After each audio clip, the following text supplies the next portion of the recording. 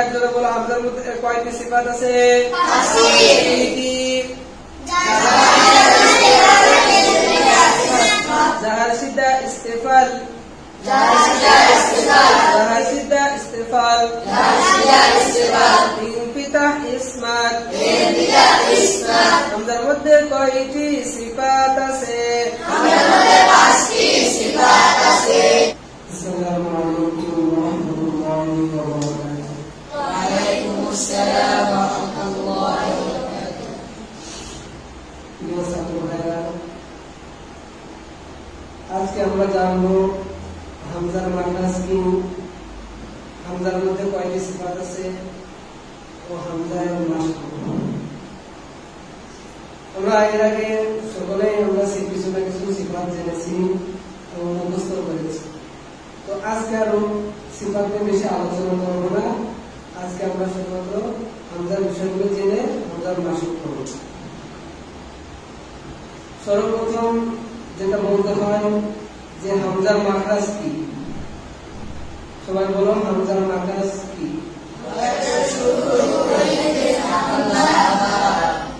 হালকে শুরু হইতে হাল অর্থ কি? কণ্ঠনালী।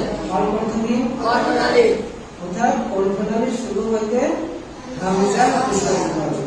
কণ্ঠনালী শুরু হইতে সকালে জোরে বলবো হামজার মধ্যে কয়টি সিফাত আছে? 5টি। হামজার মধ্যে কয়টি সিফাত আছে? 5টি। হামজার মধ্যে কয়টি সিফাত আছে? 5টি। হামজা জাহার, হামজা জাহার, বাতাস চালু না বন্ধ? বাতাস বন্ধ।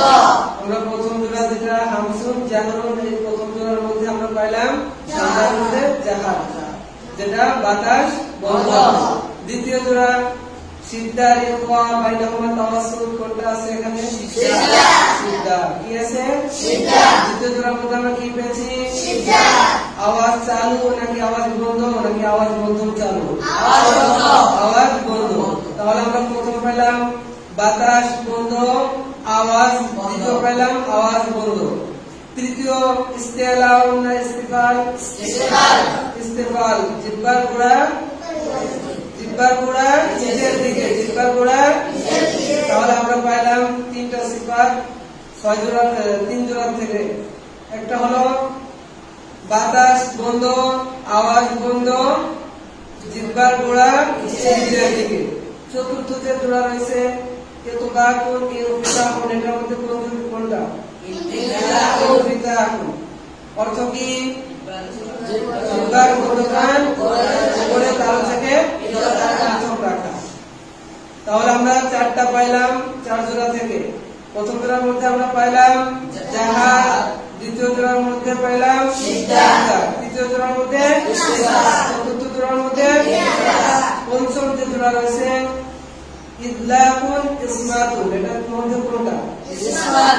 ইসমাতুন মানে হরফ উচ্চারণে, হরফ উচ্চারণে স্থির রাখা।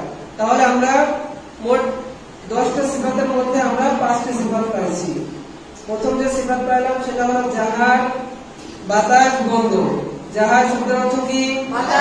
অর্থাৎ হামজা বলার সময় বাতাস বন্ধ থাকবে, অতিরিক্ত কোনো বাতাস বের হতে পারবে না। দ্বিতীয় যে জোড়ার মধ্যে আমরা পাইছি সেটা হলো সিদ্ধা, অর্থ কি? আওয়াজ বন্ধ, হামজা বলার সময় কোন রকমের অতিরিক্ত আওয়াজ আসতে পারবে না। তৃতীয় জোড়ার মধ্যে আমরা কি করেছি? ইস্তিফাল পেয়েছি। কি পেয়েছি? ইস্তিফাল, অর্থাৎ জিহ্বার গোড়া নিচের দিকে, হামজা বলার সময় জিহ্বার গোড়াকে নিচের দিকে নিতে হবে। চতুর্থ যে জোড়া রয়েছে এটা হলো ইতবাকুন ইনফিতাহুন, এর মধ্যে থেকে আমরা কোনটা পেয়েছি? ইনফিতাহ, অর্থাৎ হামজা বলার সময় জিহ্বার মধ্যখান উপরে তালু থেকে পৃথক রাখা, অর্থাৎ জিহ্বার মধ্যখান উপরে তালুর মাঝখানে ফাঁকা রাখা। তো পঞ্চম যে জোড়ার মধ্যে আমরা যে সিফাত পেয়েছি সেটা হলো ইসমাতুন। কি পেয়েছি? ইসমাতুন। আর এটা অর্থ কি? হরফ উচ্চারণে, অর্থাৎ হামজা বলার সময় কোনো অতিরিক্ত কাঁপাকাঁপি করতে করা যাবে না। মনে থাকবে? সকলে একজনে বলো হামজার মধ্যে কয়টি সিফাত আছে? 5টি। জাহার সিদ্ধা ইস্তেফাল, জাহার সিদ্ধা ইস্তিফাল ইনফিতাহ ইসমাত হামজার মধ্যে কয়টি সিফাত আছে জাহার সিদ্ধা ইস্তিফাল ইনফিতাহ ইসমাত জোরে বলো হামজার মধ্যে